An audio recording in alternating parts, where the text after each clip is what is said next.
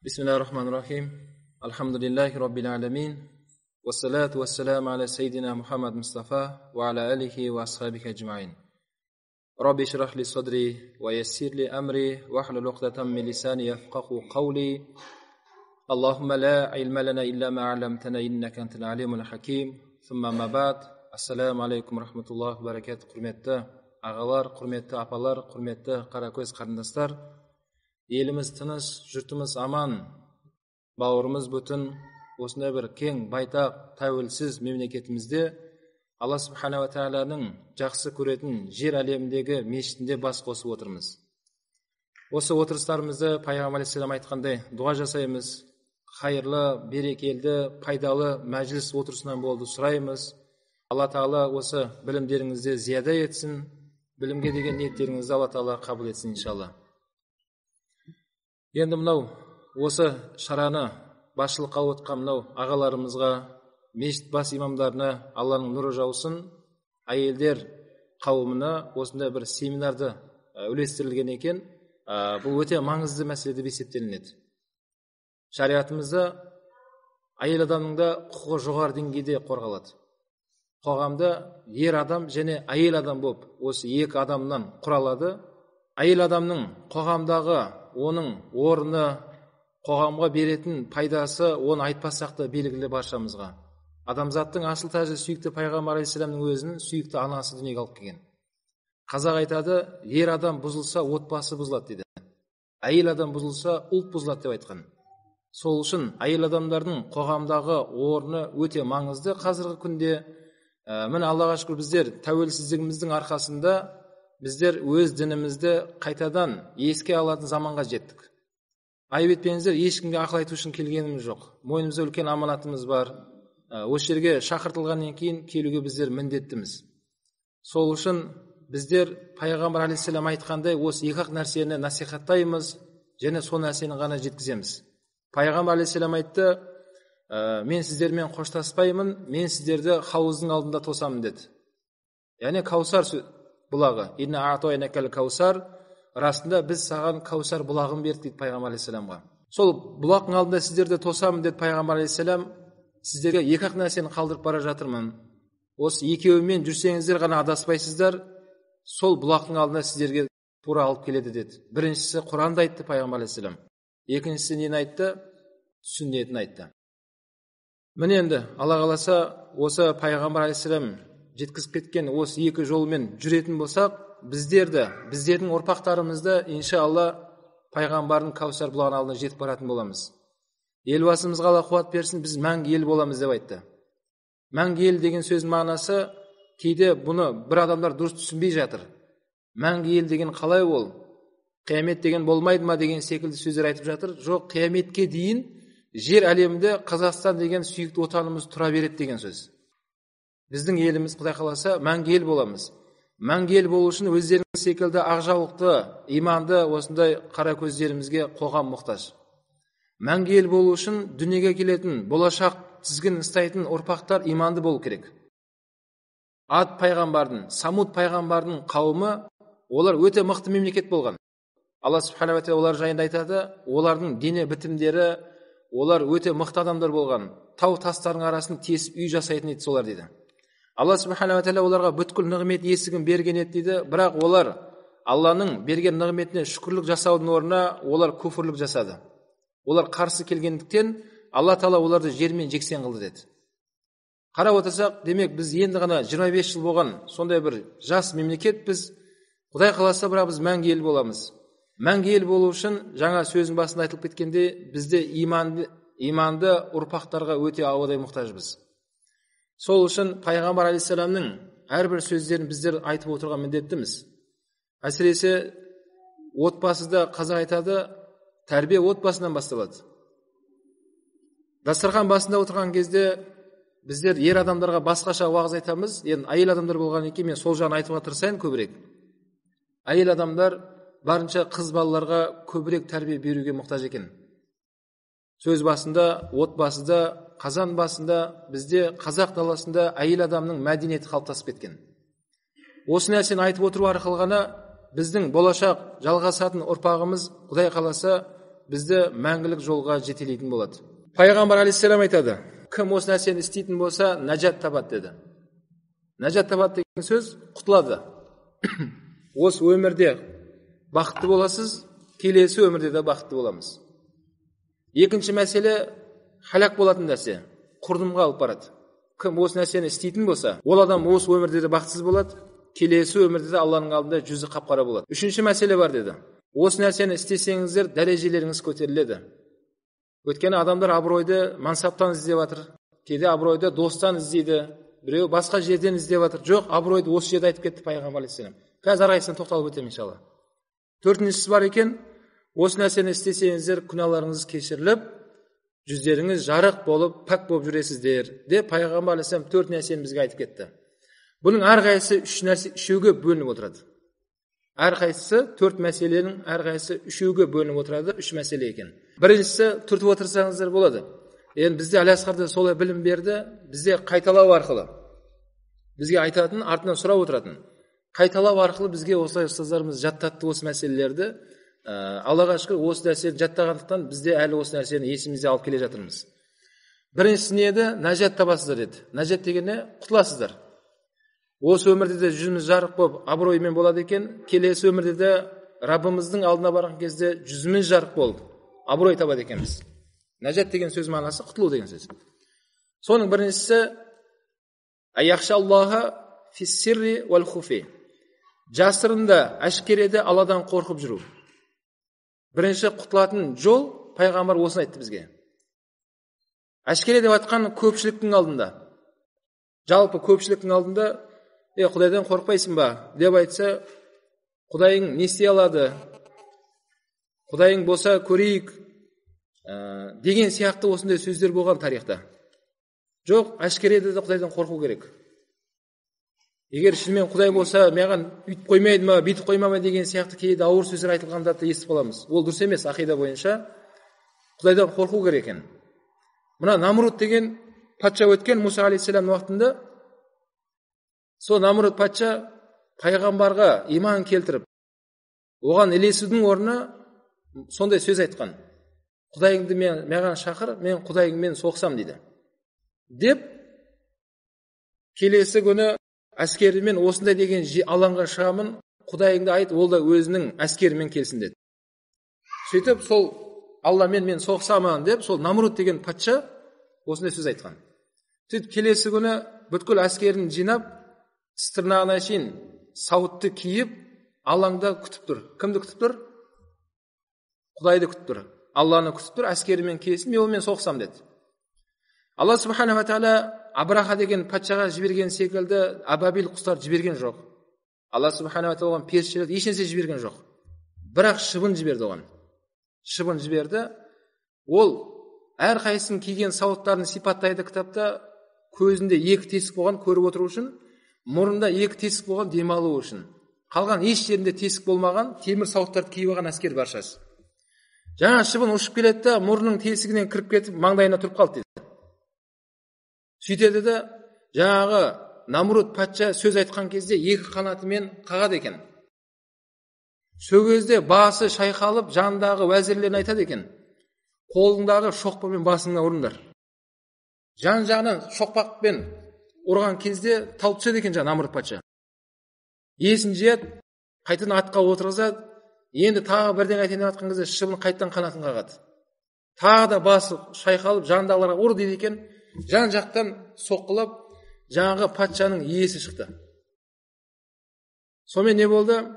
Жаңағы патшаның айтқан сөзі, менің басымды кесіп тастап, дәл осындай басты қалыпқа салып, алтыннан бас жасап, қаланың дәл ортасына мүсін тұрғызып қойыңдар деп осында бұйрық береді. Жандағы уәзірлер осыны орындап, кімнің Намрудтың басын кесіп, қаланың ортасына мүсін қылып тұрғызып қойды дейді, алтыннан жасап. Ғұламалар айтады, Құдаймен, Алла Тағаламен әшкере қорықпастан ондай жолға өткеннің жағдайы осындай болады. Осы өмірдің өзінде. Ал келесі өмірімізді Құдай кешірсін барымызды.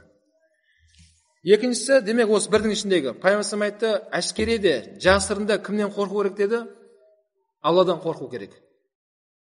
Бәріміз Алланың мүлкіміз, Құранда мүлк сүресі бар. Мысалға, менің балаларымның өзі, ол мен себепті дүниеге келгенмен, оны мен жаратқан жоқпын. Олар да Алланың мүлкі. Менің балаларым, ол Алланың мүлкі. Сол мүлікке мен аманатқа қиянат жасамай, оған аманатқа мен жауапкершілікпен қарауым керек, және Құдайдан қорқуды үйретуім керек екен. Демек, Құдайдан қорқу деген сөздің мағынасына келетін болсақ, әрбір нәрсенің хаққысын беру керек дейді. Әрбір мәселенің хаққысы бар. Құлшылықтың уақытыңызда құлшылық жасаңыз. Өзіңіздің жарыңызға қарайтын, итаат етілетін уақытың кезде оның хаққысын беру керек. Сол кезде барып, Құдайдан қорқады деген сөз сөзде жүзеге асады екен. Ал сөз мен Құдайдан қорқамын дейсізде, бірақ біреудің хаққысын жейтін болсаңыз, өзіңізге жауапкер болған адамдардың хаққысын берілмейтін болса, ол адам Құдайдан қорқам деген сөз шыққан жоқ дейді. Демек, Пайғамбар айтты, мынандай 3 нәрсені істейтін болсаңдар, нәжат табасыңдар деді. Нәжат деген не? Құтыласыңдар. Бірінші не екен? Жасырында, әшкереде Алладан қорқып жүру керек. Әйел адамдар кейде, мына ер адамдар бізге көп сұрақ қояды. Менің әйелім, мен жоқта кейде намазды бір оқып, оқымайтын секілді, та басқа сөздер айтады. Біз айтамыз, әйеліңізге жеткізу міндетіңіз, бірақ күштеп, оны зорлап, зомбылап, намаз оқыту сіздің міндетіңіз емес. Құдайдың алдында өзі жауап береді олар. Бірақ ол әйел адам шынымен намазға немқұрайлылық тек қана күйеуінің алдында ғана оқып, күйеуі жоқ кезде қалай болса солай жүрген болса, Құдайдың алдында ол жауап береді.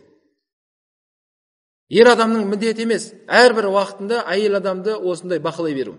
Тек қана біз жеткіземіз, ары қарай орындау ол әйел адамның өзінің міндеті. Құдайдан қорқу деген сол екен. Күйеуіңіз көріп жатыр ма, көрмей жатыр ма, Құдайдан қорқу керек. Біреуге сөз айтудан қорқу керек. Біреудің ала жібіне аттаудан қорқу керек. Және күйеуіңіздің көңіліне тиетін мәселені қозғаудан Құдайдан қорқу керек. Және күйеуіңіздің өмірден өтерде шынымен сізге разы ма, разы емес па, сол күннен қорқу керек. Ер азамат ретінде айтайық, тіл айта береді. Разысың ба десе, я разымын дейді. Бірақ ол шынымен жүрегімен разы ма, разы емес па, Аллах әлем. Бұл жерде жүрек есепке алынады. Адамның жан дүниесі шынымен сізге разы ма, разы емес па? Кейде бір соларды естіп алып, әйел адамдар мазалайды екен күйеулерін. Разысың ба, разы емеспін ба деп. Үндемей қалса, оны ашуға беріледі дейді. Сен де мен разы емессің бе маған деп. Соңында разым деп құтыламын дейді. Ойбай, сен тыныш бол, мен саған разымын. Бірақ ол жүрегімен айтты ма, Алла біледі, тілімен айтты ма? Шынымен сол Құдайдан қорқу керек. Пайғамбар алейхиссалам айтты, қайсы бір әйел адам күйеуі өмірден өтетін сәтте шынымен әйеліне разы болып өтсе, Алла оған разы деді. Жәннаттың 8 есігінен қалағаннан кіреді деп айтқан Пайғамбар алейхиссалам. Екіншісі, құтылатын мәселенің екіншісі, мынау Пайғамбар алейхиссалам айтқандай, нәжат деген сөз мағынасы не еді? Құтылу. Құтылу деген сөз, әр нәрсенің несін, хаққысын беріп жүріп құтылу керек екен. Екіншісі, бай адамдар, кедей адамдар деп бөліп жармастан баршасына орташа мәміледе болыңдар деді Пайғамбар алейхиссалам. Өйткені бір адамды бай деп тұрасыз, ертең бай болмай қалады. Біреуді менсінбей жүргеннен сол адам бас болып кетті ертең. Ол бетіне қалай қарайсыз? Сол үшін Пайғамбар айтты, ең дұрыс жол адамдарға дұрыс мәміледе болу. Ешкімді бөліп жармай, оның ұлтына, оның дініне, оның нәсіліне қарамастан адамның баласы ретінде оған дұрыс мәміле жасау. Әйтеуір адамның баласы кім болса да.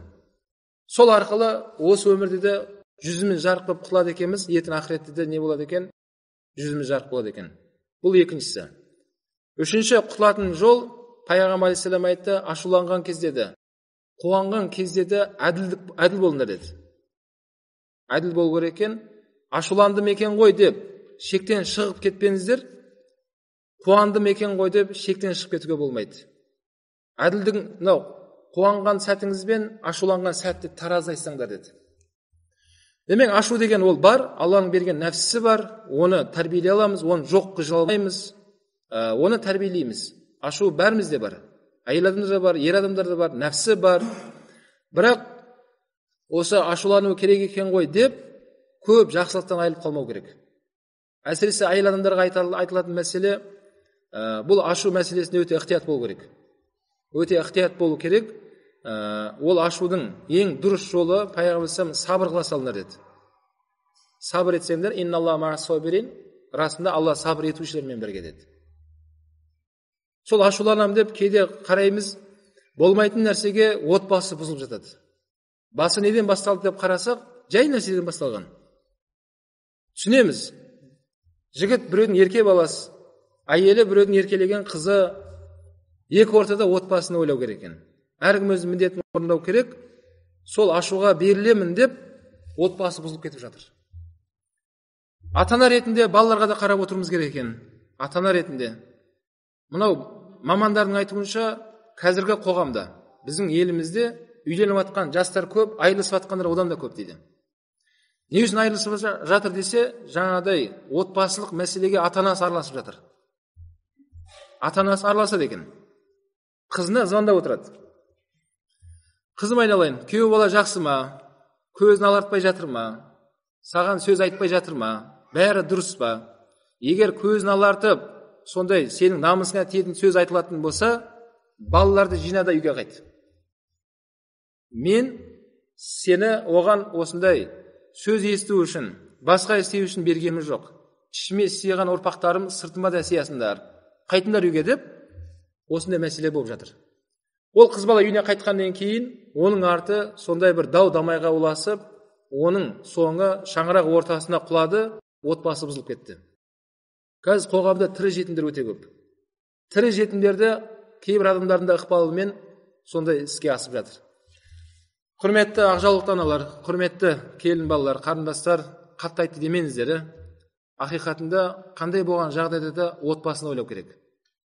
Ол ашу уақытша. Қазақта сөз бар, ақылды әйел адам күйеуінен таяқ жемейді деген сөз бар.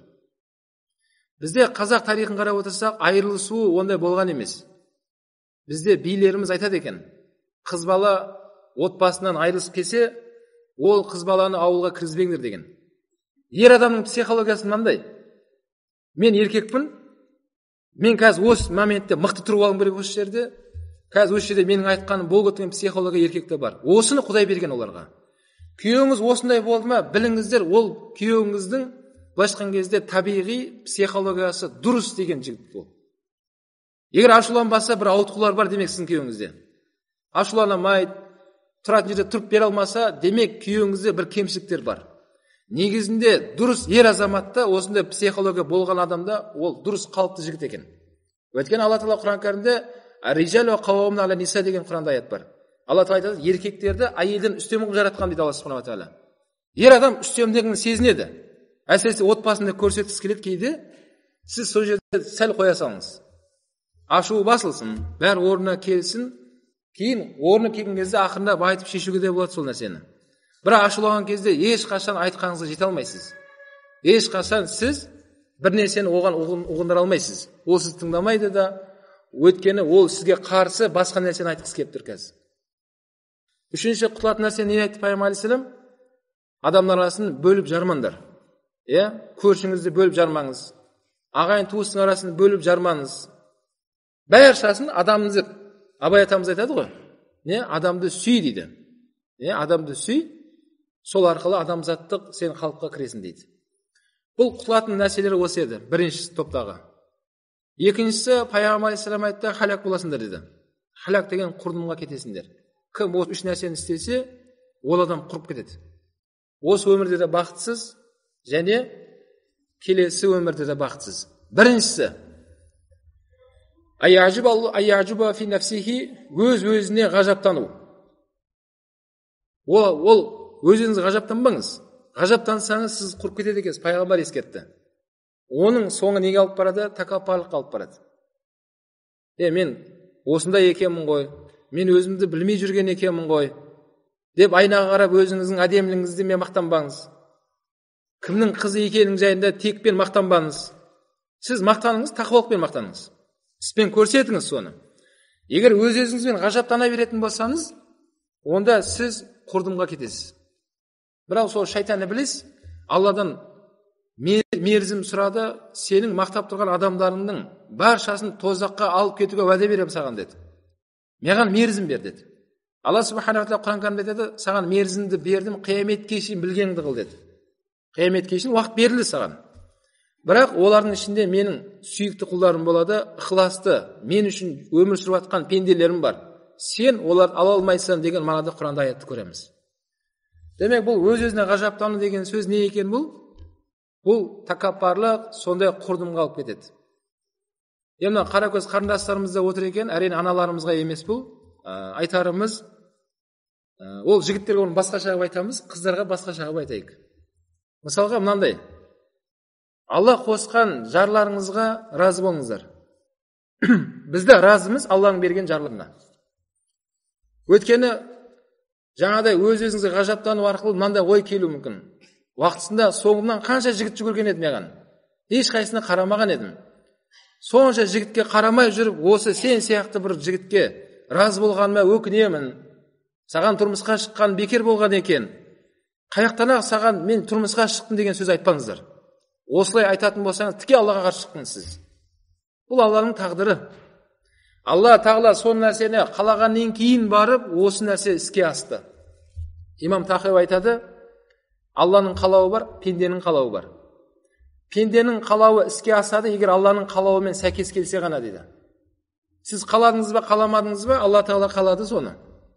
Осыған разы бол керек. Осыған разы болыңыз, иншалла жәннати боласыздар. Асия деген анамыз бар, жәннатқа алғашқы кіретін айыл кісілердің тобында тұрған сол кісі Асия анамыз. Ол кісінің күйеуі Фирғауын болған. Ана Роббукумул а'ла, өзін Құдайға теңеген сол Фирғауынның әйелі Асия анамыз алғашқы жәннатқа кіретін әйелдердің тобында сол кісі деп айтты пайғамбар алейхиссалам. Не үшін десе, Фирғауындай залым патшаға сабыр еткен үшін. Ешқашан талақ сұрамаған екен. Ешқашан үйге кетем деп айтпаған екен. Айтқымыз келіп жатқаны, қазақтың жігіттері, қарындастарымыздың күйеулері Фирғауын емес. Бұл мұсылманның баласы, иманды, текті халықпыз Аллаға шүкір. Дұрыс қателіктер болады. Оны ата-бабамыз айтып кеткен, отбасы болған екен, қазан табақ сықырламай тұрмайды деген. Бірақ соған сабыр етіп, не істемеу керек, оған мойымаңыздар. Егер өз-өзіңізге ғажаптанып, мен сені тастап, бәрі басқа біреуге тұрмысқа шығып ала аламын, әлі жаспын, мен ондаймын, мен мұндаймын деп болатын болсаңыз, халақ боласыз онда. Пайғамбар ескертті оны. Сіз одан да басқа күн кешіп қалыңыз әбден мүмкін. Демек, халақ болатын бірінші жол не екен? Өз-өзіне ғажаптанып жүру. Қайта-қайта өзіңізге қарап, сыртыңыздан қарап, жаныңыздан қарап, тегіңізге қарап, ұлтыңызға қарап, ғажаптана беру ол жақсы нәрсе емес. Ғажаптанайық Алланың жаратылысына. Алла Тағала Құран кәрімде тауға қарамайсыңдар ма деген, қараңдар деген сөз. Аспанға қараңыз, тауға қараңыз.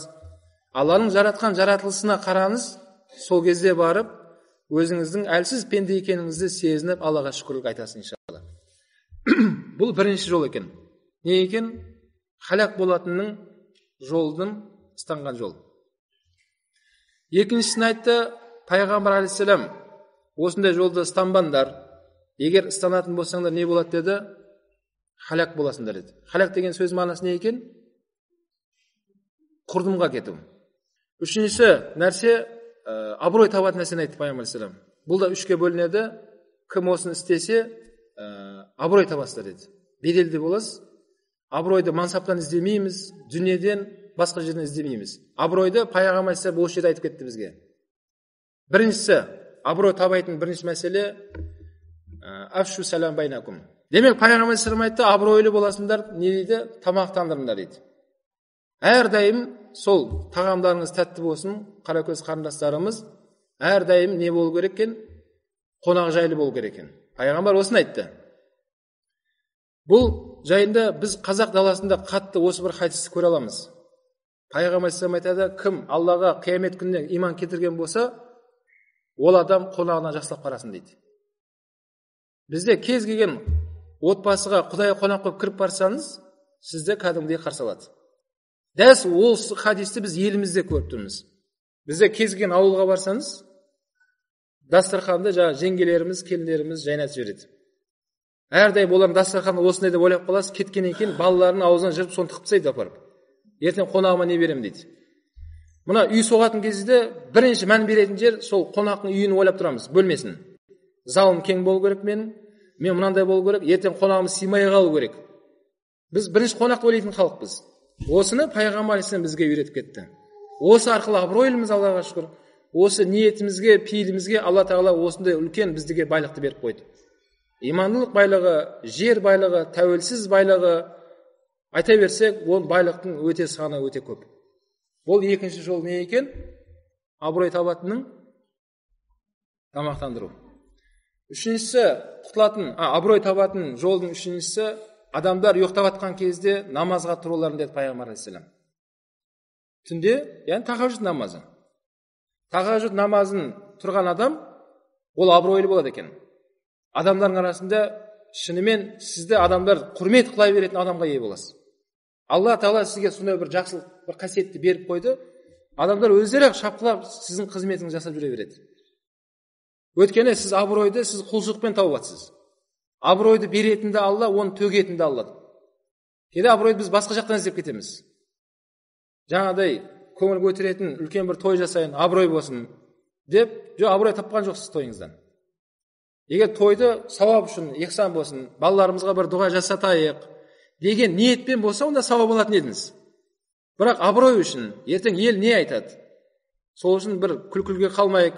Абырой іздеп істеген тойда онда абырой таппайсыз. Абыройды бізге пайғамбар алейхиссалам неден іздеңдер деді? Түндегі тахажжуд намазды айтты. Демек, бұл тахажжуд деген намаз өте сондай жақсы құлшылық. Мынау парыз намаздан кейінгі екінші орында тұратын түнгі намаз осы. Сауап өте мол. Адамдар қорылдап ұйықтап жатқан кезде тұрып құлшылық жасадыңыз.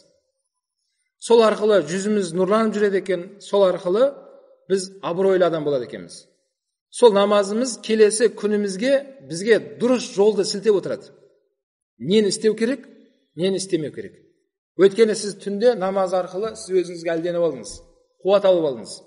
Соны келесі күн сізге пайдасын беріп отырады. Демек, пайғамбар алейхиссалам бізге айтты, абырой табатын үш жолды айтты. Біріншісі не екен? Сәлемді күшейту. Сәлемді күшейту. Әрине біз енді көргенсіздік жасамаймыз. Үлкен кісілерге, қарияларға, апаларға сәлем береміз әрине. Бұл жерде айтып жатқанымыз, жас келіндер, жас қарындастарымыз көршінің еркегіне сәлем берілмейді. Олама айтқан, сәлем берсе де сәлемден алмаңдар деген. Мысалы, жап-жас қыз бала, ассаламу алейкум деп сәлем берсе, сәлем алмаңдар деген. Біздерге. Ол қара көздеріміз сәлем берсін, әйел адамдарға сәлем берсін. Өзінің туыстарына сәлем берсін. Ер азаматтарда біздерде біреудің әйеліне, қарындасын сәлем бермейміз. Бізге осыны айтады. Біз сәлем береміз, ағаларымызға сәлем береміз, ақ-жаулықты апаларымызға сәлем береміз, аталарымызға сәлем береміз, інілерімізге. Сәлем осылай екіге бөлінеді екен. Берілетін сәлем бар, берілмейтін жолдары бар. Екінші, абыройдың не екен? Қазандарыңызға мықты болыңыздар, қазан табақтарыңыз таза тұрсын. Жаңа ашудың бәрі содан келеді. Күйеуіңіз келген кезде кухняңыз таза тұрсын, тамағыңыз орында пісіп тұрсын. Қонақ келе салысымен бәрі орында болсын, сіз абыройлы боласыз. Күйеуіңіз қанша сізді төмендеткісі келсе де, халық, ағайын, туыс сізді абырой жоғарына көтеріп жүреді. Сол күйеуіңіздің құлағын бұрайтын солар негізінде. Сіздің қайнағаларыңыз, сіздің күйеуіңіздің орнына қоятын солар негізінде. Келін саған керек емес шығар, бізге керек мынау дейді. Сен тыныш жүр дейді. Байқаймыз, келінді сен орнына қоймай айтсын құрметін деп, кейде ағаларымыз біздің де құлағымыз бұра болады. Сен байқап жүр келінмен деп. Жарайды аға дейміз деп, ақырындап, шынымен біздің қатында абырой бар екен ғой деп қоясың ішінен. Ол абыройды қайдан тапты? Біз жоқ кезде, демек, келген кезде қазан табағымен тауып алған ол. Келген адам алдында тамағымен жүгіріп жүреді, бәрін орнымен қойып жүреді. Ол абыройлы әйелі болды иншалла. Пайғамбар осыны айтты бізге. Осы нәрсеге жақын болыңыздар, абыройлы боласыздар. Үшіншісі нені айтты?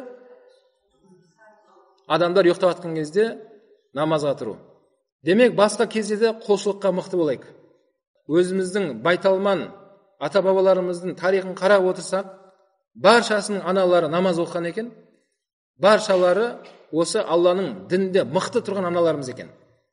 Соның арқасында елді, жерді, дінді қорғайтын небір батыр, сондай ұлағатты ұстаздар дүниеге келген.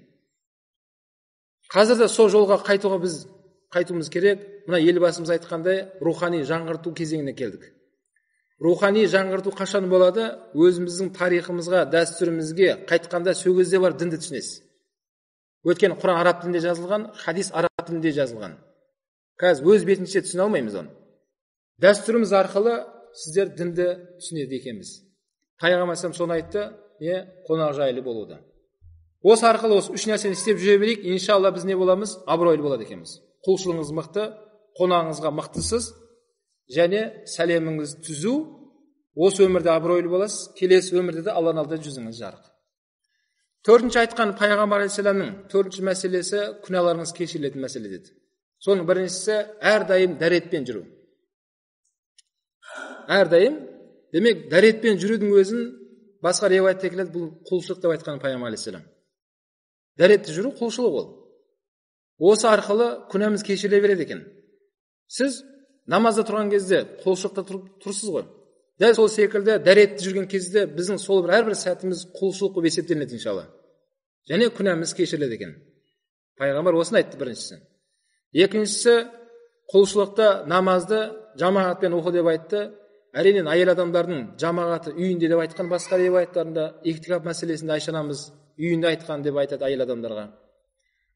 Сол күйеулеріміз, жігіттеріңіз намазды үйде оқитын сәттерде болып қалады кейде.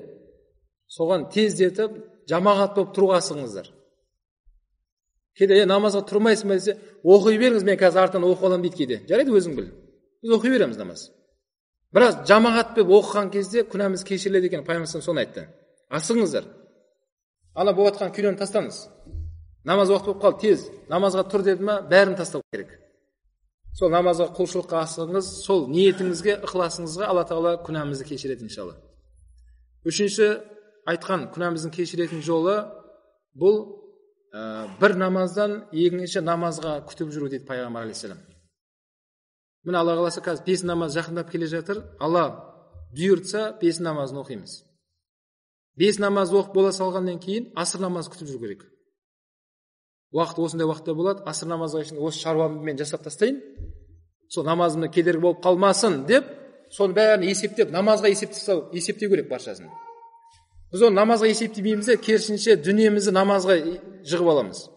Шаруам бітіп жатса, оқимын ғой артынан. Бітпей жатса, енді көремін ғой деп, жоқ, ол дұрыс емес. Оны біз жамағатқа басқаша қылып айтамыз, ер адамдарға. Сіздерге айтарымыз да сол намаздан намазға асығып жүрейік. Намаздан намазға асығайық.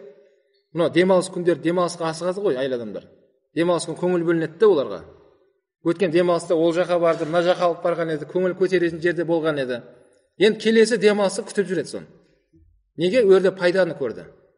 Адамның жанына, нәпсісіне пайдасын алды, келесі демалысты күтіп жүреді отбасымыз. Дәл сол секілді намазда намазға асығып жүру керек екен. Сол кезде барып не болады дейді Пайғамбар алейхиссалам, не дейді? Күнәларыңыз кешіріледі дейді.